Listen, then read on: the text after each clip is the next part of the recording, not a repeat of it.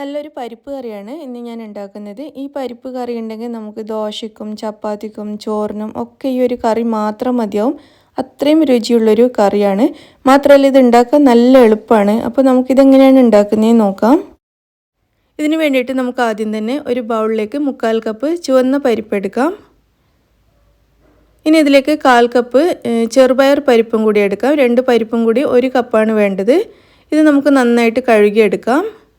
കഴുകിയെടുത്ത പരിപ്പ് നമുക്കിവിടെ മാറ്റി വെക്കാം. എന്നിട്ട് ഇത് വേവിക്കാനുള്ള വെള്ളം അടുപ്പത്തേക്ക് വെക്കാം. ഞാനിവിടെ 3 കപ്പ് വെള്ളമാണ് ഈ പാത്രത്തിൽ ഒഴിച്ചിട്ടുള്ളത്. 1 കപ്പ് പരിപ്പിന് 3 കപ്പ് വെള്ളം എടുത്തിട്ടുണ്ട്. ഇനി ഇതിലേക്ക് 1 ടീസ്പൂൺ മുളക് പൊടി ചേർക്കാം. 1/2 ടീസ്പൂൺ മഞ്ഞൾപ്പൊടിയും കൂടി ചേർത്തിട്ട് പൊടികൾ ഇതിലേക്ക് ഈ വെള്ളത്തിലേക്ക് നന്നായിട്ടൊന്ന് മിക്സ് ചെയ്തെടുക്കാം. അതിനുശേഷം ഇതിലേക്ക് 1 ടീസ്പൂൺ ഇഞ്ചി വെളുത്തുള്ളി പേസ്റ്റ് ചേർക്കാം, അല്ലെങ്കിൽ ചതച്ചിട്ട് ചേർത്താലും മതി. ഇനി ഇതിലേക്ക് 2 ടേബിൾ സ്പൂൺ മല്ലിയില പൊടിയായിട്ട് അരിഞ്ഞത് ചേർത്ത് കൊടുക്കാം. 2 പച്ചമുളക് നീളത്തിൽ അരിഞ്ഞതും കൂടി ചേർക്കാം. പച്ചമുളക് വേണമെങ്കിൽ നിങ്ങൾക്ക് കൂടുതൽ എടുക്കാവുന്നതാണ്. ഇനി നമ്മൾ കഴുകി വെച്ച പരിപ്പ് ഇതിലേക്ക് ചേർത്ത് കൊടുക്കാം. 2 മീഡിയം സൈസിലുള്ള തക്കാളി കട്ട് ചെയ്തത് ചേർത്ത് കൊടുക്കാം. ഇനി ഇതിലേക്ക് ഒരല്പം ഉപ്പും കൂടി ചേർക്കാം. ഏകദേശം 1/4 ടീസ്പൂൺ ഉപ്പ് ചേർത്തിട്ടുണ്ട്. ഇതെല്ലാം കൂടി നന്നായിട്ടൊന്ന് മിക്സ് ചെയ്തെടുക്കുക.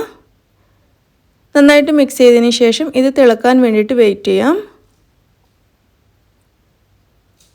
കറി ഇവിടെ നന്നായിട്ട് വെട്ടി തിളച്ച് വന്നിട്ടുണ്ട്. ഈ സമയത്ത് നമുക്കിതിൻ്റെ ഫ്ലെയിം കുറച്ച് കൊടുത്തിട്ട് ലോ ടു മീഡിയം ഫ്ലെയിമിലാക്കി കൊടുക്കുക. ഞാൻ ആദ്യം കുറച്ച് ഹൈ ഫ്ലെയിമിലായിരുന്നു വെച്ചിട്ടുണ്ടായിരുന്നത്. അപ്പോൾ നന്നായിട്ട് വെട്ടി തിളക്കാൻ തുടങ്ങിയാൽ ഇതിൻ്റെ ഫ്ലെയിം കുറച്ച് കൊടുക്കുക. അതിനുശേഷം നമുക്കിതിവിടെ അടച്ച് വെക്കാം. എന്നിട്ട് നമുക്കൊരു 25 മുതൽ 30 വരെ മിനിറ്റ് സമയം ഇതിങ്ങനെ വേവിച്ചെടുക്കാം. അപ്പോഴേക്ക് പരിപ്പ് നന്നായിട്ട് വെന്ത് ഉടഞ്ഞ് കിട്ടും. അതല്ല നിങ്ങൾ പ്രഷർ കുക്കറിലാണ് ഇത് ഉണ്ടാക്കുന്നതെങ്കിൽ 2 വിസിൽ വരുന്നത് വരെ വേവിച്ചാൽ മതിയാവും. അപ്പോൾ ഇത് നന്നായിട്ട് വെന്ത് വരുന്നത് വരെ നമുക്ക് വെയിറ്റ് ചെയ്യാം. ഒരു 25-30 മിനിറ്റൊക്കെ ആയിട്ടുണ്ട് നമ്മളിത് അടുപ്പത്ത് വെച്ചിട്ട്. ഇനി ഇത് നമുക്ക് തുറന്ന് നോക്കാം. ഇതിൽ ചേർത്തിരിക്കുന്ന പരിപ്പും തക്കാളിയും ഒക്കെ നന്നായിട്ട് വെന്തിട്ടുണ്ട്. ഇനി ഇത് നമുക്ക് ഈ സ്പൂണ് വെച്ചിട്ട് നന്നായിട്ടൊന്ന് ഉടച്ചെടുക്കാം. ഇതുപോലെ നല്ല സ്പീഡിൽ ഇങ്ങനെ ഇളക്കി കൊണ്ടിരിക്കുമ്പോൾ തന്നെ പരിപ്പ് നന്നായിട്ട് ഉടഞ്ഞ് കിട്ടും. അതല്ലെങ്കിൽ ഒരു ഹാൻഡ് വിസ്കോ അല്ലെങ്കിൽ ഇലക്ട്രിക് ബീറ്ററോ മറ്റോ വെച്ചിട്ട് നന്നായിട്ട് ഉടച്ചെടുക്കാം. നിങ്ങൾക്ക് നന്നായിട്ട് ഉടഞ്ഞ് കിട്ടണമെന്നുണ്ടെങ്കിൽ അതുപോലെ ചെയ്യാം. അല്ലെങ്കിൽ ഇതുപോലെ സ്പൂൺ വെച്ചിട്ട് ഇതുപോലെ ഇളക്കുമ്പോൾ തന്നെ കുറേയൊക്കെ ഇതുപോലെ ഉടഞ്ഞ് കിട്ടും. ഇതിപ്പോൾ പരിപ്പ് ഞാൻ നന്നായിട്ടൊന്ന് ഉടച്ചെടുത്തിട്ടുണ്ട്. ഇനി നമുക്കിതിലേക്ക് കുറച്ച് പുളിവെള്ളം ചേർത്ത് കൊടുക്കാം. ഒരു ചെറിയ നെല്ലിക്ക വലുപ്പത്തിലുള്ള പുളി 1/4 കപ്പ് വെള്ളത്തിൽ സോക്ക് ചെയ്തിട്ട് നന്നായിട്ട് പിഴിഞ്ഞെടുത്ത വെള്ളമാണിത്. പുളി കൂടുതൽ വേണമെന്നില്ല. ഒരു ചെറിയ നെല്ലിക്ക വലുപ്പത്തിലുള്ള പുളി മതിയാവും. എന്നിട്ട് ഈ പുളിവെള്ളം ചേർത്തിട്ട് നന്നായിട്ടൊന്ന് മിക്സ് ചെയ്തതിന് ശേഷം ഒരു 3-4 മിനിറ്റ് ഇതൊന്ന് തിളപ്പിച്ചെടുക്കാം. ഒരു 3-4 മിനിറ്റ് ഒന്ന് തിളപ്പിച്ചാൽ മതി.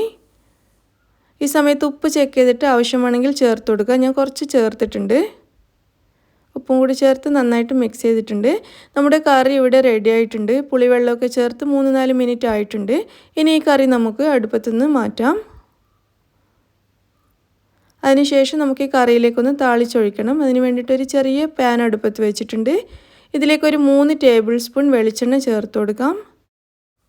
എണ്ണ നന്നായിട്ട് ചൂടായി വരുന്ന സമയത്ത് 4 ഉണക്കമുളക് 2ആയിട്ട് കട്ട് ചെയ്തത് ഇതിലേക്ക് ചേർക്കാം. ഉണക്കമുളക് ചെറുതായിട്ടൊന്ന് മൂത്ത് വരണം. ആ സമയത്ത് നമുക്കിതിലേക്കൊരു 1/2 ടീസ്പൂൺ ചെറിയ ജീരകം ചേർക്കാം. ചെറിയ ജീരകവും മുളകും കൂടി ഇതുപോലെ സ്പൂൺ വെച്ചിട്ട് ഇളക്കി ഒന്ന് മൂപ്പിച്ചെടുക്കുക.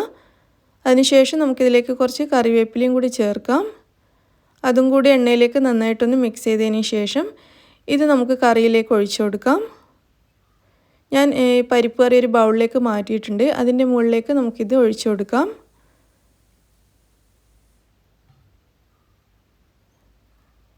താളിച്ചൊഴിച്ചതിന് ശേഷം നമുക്കിതൊന്ന് മിക്സ് ചെയ്തെടുക്കാം.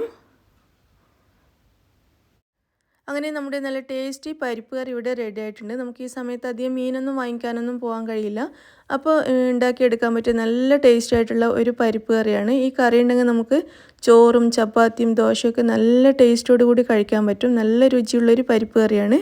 അപ്പോൾ നിങ്ങളെല്ലാവരും ട്രൈ ചെയ്ത് നോക്കുക, അഭിപ്രായം അറിയിക്കുക. ഇഷ്ടമാണെങ്കിൽ ലൈക്ക് ചെയ്യാനും ഷെയർ ചെയ്യാനും മറക്കരുത്. താങ്ക്